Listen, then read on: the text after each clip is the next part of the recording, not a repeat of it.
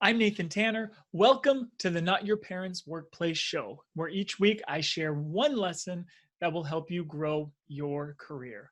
This is episode 9, and today we're going to discuss why it's important to have difficult conversations and how to have them.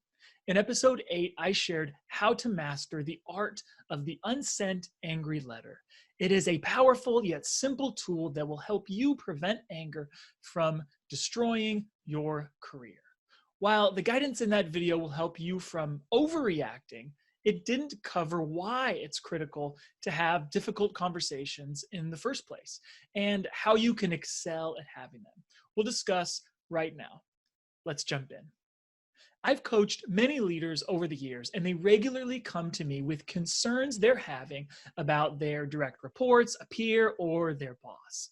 They'll go into great detail on the issues and challenges that they're having with the other person. My first question is always, have you discussed this with them? Have you let them know that this is a concern? And the majority of time, the answer is no. They haven't had the conversation. Having difficult conversations is not easy, and early in my career, I would avoid them. One occasion stands out.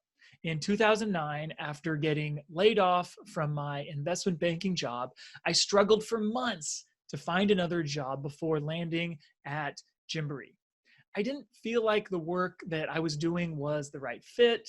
I felt like I could be doing more. I wasn't totally happy from a compensation standpoint and wasn't really growing at the rate that I wanted to be.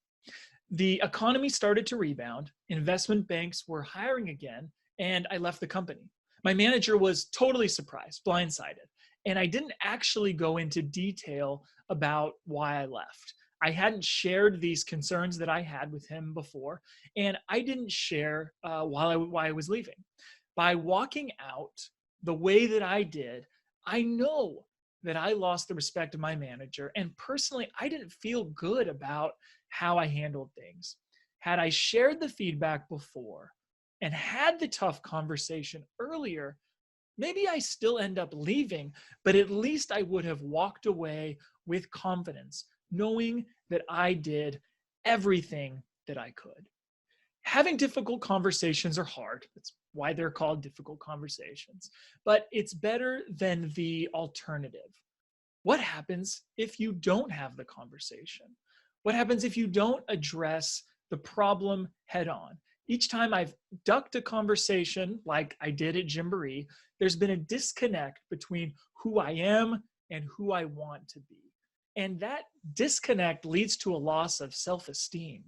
When you don't give tough feedback, when you duck a conversation that you know you need to have, you sacrifice your power and you avoid solving the problems that stand in the way of your development and progression.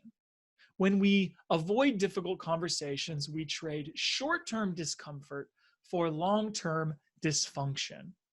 As Brené Brown has said, regardless of the values you pick, daring leaders who live into their values are never silent about hard things. When we choose courage over comfort, we dare to lead. When I joined LinkedIn full-time, I quickly learned that the skills needed to be successful in my new role were drastically different than anticipated. I took this pretty hard. I loved the company and was optimistic, but it wasn't working out for me. I was in a funk for a month or so, and I felt more confused about the future of my career than when I was in grad school and made the switch from finance to HR. I'm embarrassed to say this, but my initial urge was to go find another job. I confided in a trusted colleague, and he helped me see things from a different perspective.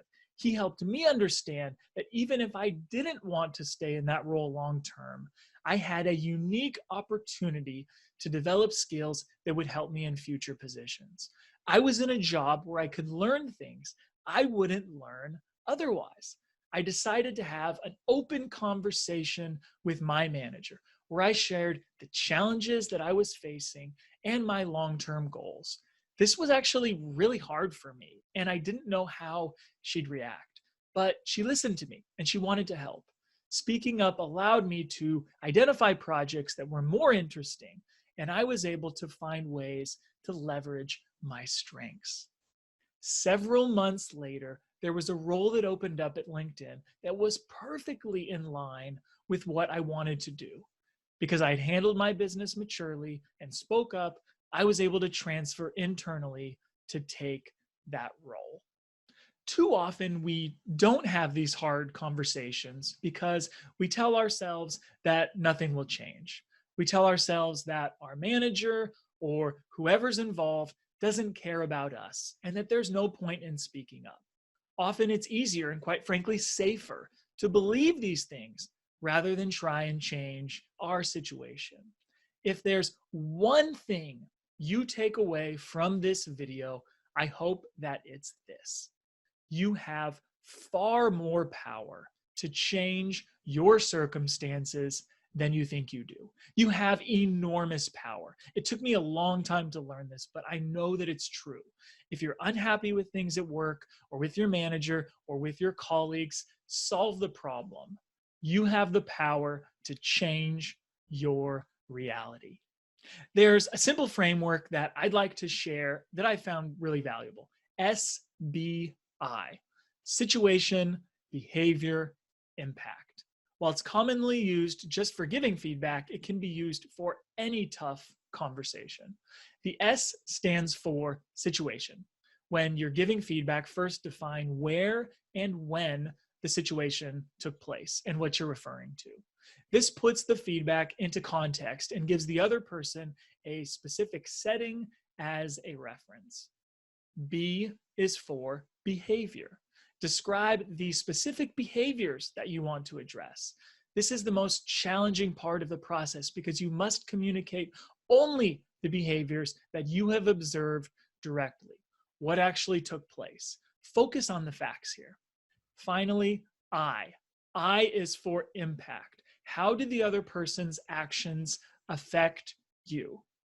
Here's a quick example of how to use the SBI framework. During yesterday morning's meeting with the CEO, you highlighted everyone on the team's work except for mine, and doing so made me feel like my work isn't valued. There you see the situation, the behavior, and the impact that it had on me. And I like this three-step approach because it focuses on the problem and not the person. It creates space to solve the problem together. After sharing the impact that the behavior had, ask for their input. How did they see it? Difficult conversations are made easier by inviting the other person to share their perspective. Here are 3 other tips for having tough conversations. 1, show empathy. Put yourself in their shoes. How are they going to feel? Why do they see the problem the way that they do? Number 2, prepare.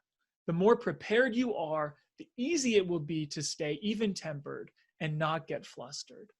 I don't recommend writing a full script of everything that you're going to say, but it wouldn't hurt to jot down a few bullet points to prepare. Number 3, offer a solution. Nothing is worse than delivering a critique and just leaving it at that. Offer suggestions on how to improve the situation. Even if the solutions aren't ultimately used, it will signal to the other person that this isn't personal and that you're in it together. Okay, here's the challenge for this week's episode. Have one difficult conversation this week. Yes, this week.